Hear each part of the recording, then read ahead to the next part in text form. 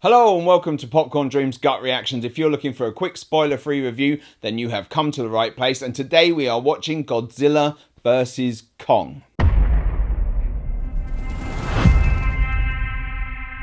This is our only chance.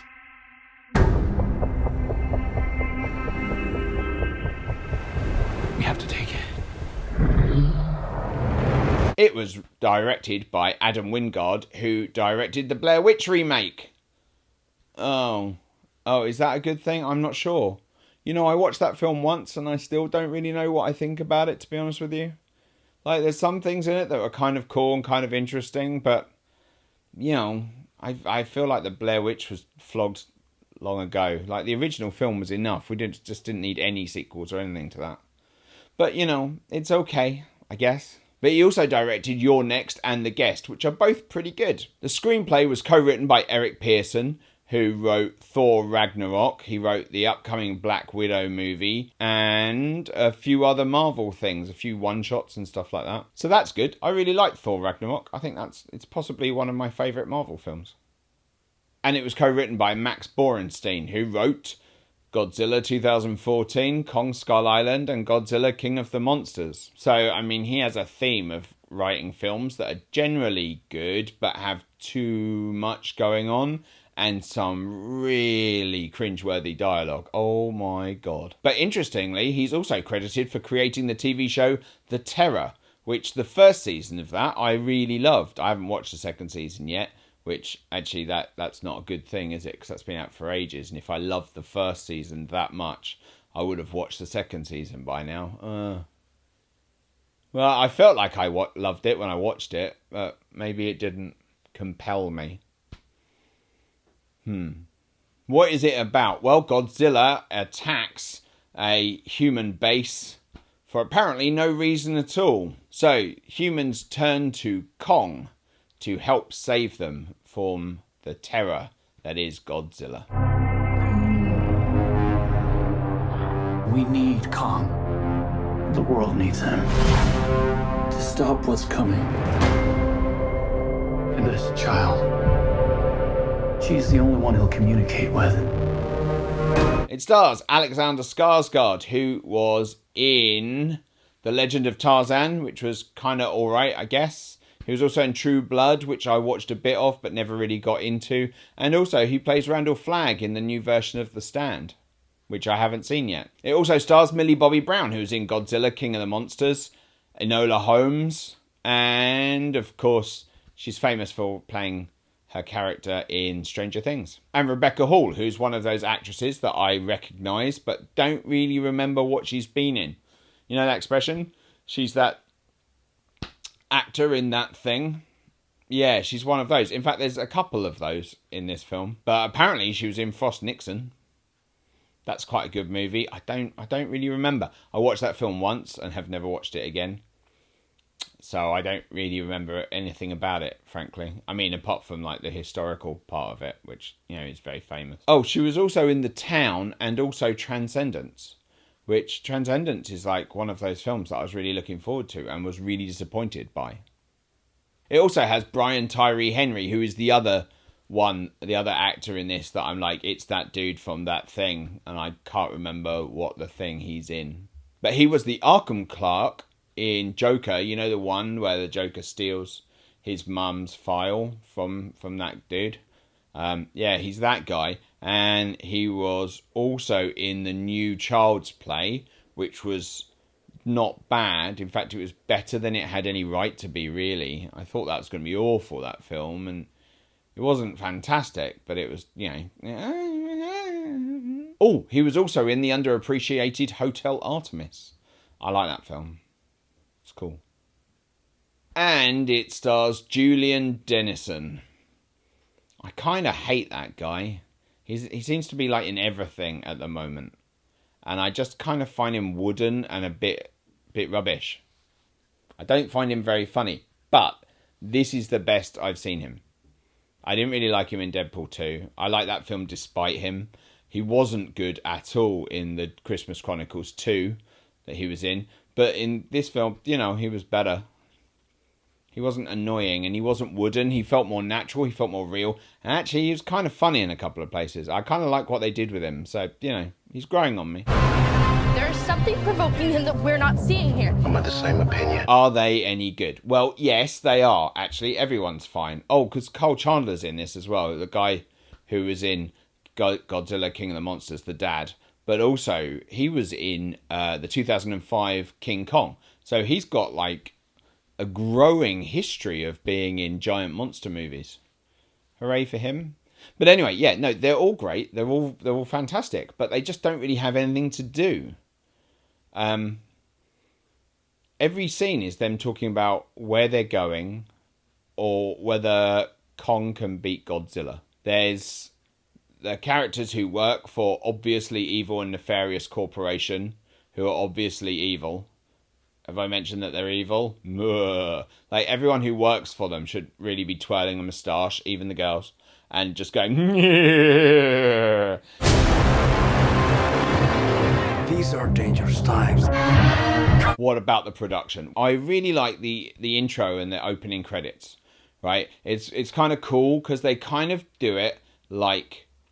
They do it like an information screen where they're showing you different stuff, which is very similar to how they did it, like the Monarch files in like Godzilla, King of the Monsters, and also Kong Skull Island. But they do it kind of like a prize fight going off. So they kind of list the different monsters that Godzilla and Kong have defeated.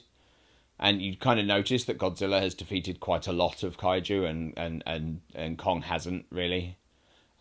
Yeah, but it's like when they do the tale of the tape and they tell you how these fighters have got here and why they're in this fight, which is kind of cool. It was kind of exciting. I was like, oh no, that's kind of neat because it's subtly done, but great. Also, props to the soundtrack, which is unexpected, but very, very good. It has like a few kind of pop song references, like The Air That I Breathe by the Hollies. But it's also got a few sections that they make me think of like Tangerine Dream, you know, those kind of like synth, kind of ethereal pieces, especially when you're following Kong different places. It's very cool, it's very nice, I really liked it. We have to give a big shout out as well, because the monster work is as good as it has ever been. Godzilla particularly looks a lot more lithe and agile.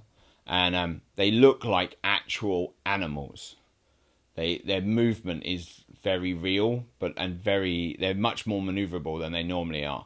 And it's fantastic. Each film, they've really stepped it up with the animation of these characters. Unfortunately, we do have to talk about the script and the humans. The whole plot that they're on is kind of dumb. It's kind of stupid. That's fine though. They have that moment that they always have in monster films where it's like, right, okay, here's a basic concept that we're going to do. Are you with us? If you're going to let this bit go that we all know is a bit silly, then you're going to have quite a lot of fun. But if you're going to get hung up on this bit, then just leave now because this is pointless. They have that, and it wasn't a problem for me. I really hated some of the dialogue in King of the Monsters. Some of the bits, like where Zhang Ziyi says, it's almost as though people were too scared to write about King Ghidorah. What? What does that mean? They were too scared to write about him? Then how do you know that they were too scared to write about him? I mean, she doesn't say that other people said, oh, we're too scared to write about this monster that we won't write about. That makes no sense, and it's stupid. And that's one example of like 100 of that film where the dialogue is just awful. The dialogue in this film is similarly bad in occasional places, but I didn't find it as annoying in this film as I did in that film. And I do like the fact that they played with a few sci-fi tropes. You'll know what I mean if you know the trope of like hacker man, then you'll know it when you see it, and it's kind of fun that it doesn't quite work out the way it normally does, because the way it normally does in films is stupid and lame and rubbish, and I just quite like this. And that's actually why I like Julian Dennison in this film. That's why he's much better, because that whole scene worked really well because of him. The problem is, though, that none of the humans feel like they're actually doing anything. They all feel like they are just literally following the monsters around, which is impressive that they've pulled that off, because Alexander Skarsgård's character, for example, has a plan, is using Kong to fulfill that plan, and yet still just feels like he's kind of feckless and without any drive or kind of direction. I knew that they had a bond. She had nowhere to go, so I made a promise to protect her. And I think that in some way, Kong did the same. Would I recommend it? Yes, I would. I think as a film, this is probably the best of the modern Godzilla movies. I really liked Godzilla 2014. I know a lot of people had a problem with the whole kind of teasing of the action, but I really like that film. It has one core problem, and that is that Bryan Cranston's character died when he should have been the one to survive, and his son should have died, and then that it would have made much more sense. It would have been better. We'd have had a much more engaging and charismatic actor to follow around. The film would have been excellent then. But this film embraces all of the silliness. The people that have been writing these movies have a really good knowledge of classic Godzilla movies. There isn't a second that goes by in these films that it doesn't reference something that happened back in those old films. Now, that's both a good thing and a bad thing. But for someone who loves Godzilla films and has grown up watching them and really, truly loves this character, then it's great seeing all of these little touches and all these little moments and all of these little sort of winks to the audience. It's like, hey, you know this in the original films? Look, we got it in there. You know, things like the twins being linked to Mothra in Godzilla King of the Monsters is a classic one. This is great. My problem is, though, is how they use Godzilla. He is literally just a force of nature roaming around. He pops up when they need a fight, and then he goes away. And when he goes away, we're left talking to Kong. Now, this is fine, because you do care about Kong, and Kong's relationship with the little girl. Again, I don't think that's a spoiler, because it's been in all of the trailers. His relationship with the little girl is genuinely affecting and works really well, and he's great. But it kind of makes the experience slightly hollow in that they didn't know how to give Godzilla more personality. Don't get me wrong, he has moments in the fights where he really shows you his sort of nature. They give him that personality, they give him that charisma, but it's so very rare that it happens because he's literally just a MacGuffin. It's like, oh, it's been 15 minutes, we haven't had a fight.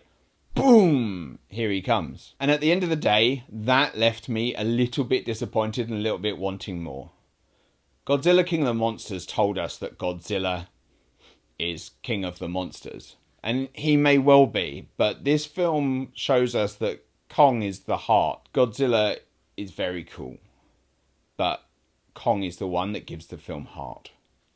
And that's a shame, because Godzilla can be used in that way as well. And it would be nice if both of the monsters were able to have those moments. But really, I think Adam Wingard knew how to get a connection with Kong, but didn't know how to get a connection with Godzilla. And when you come to that final fight, and they really do face off, and everything that happens kicks off, and if you've seen a Godzilla movie, you know what is going to happen, because it's been done so many times in Godzilla movies, and that's fine. But it just left me a little bit hollow. Both my daughters went and watched it with me, and both of them said they prefer Godzilla King of the Monsters to this movie, which is a shame. I liked this movie. I liked it a lot, but just something didn't quite 100% connect for me.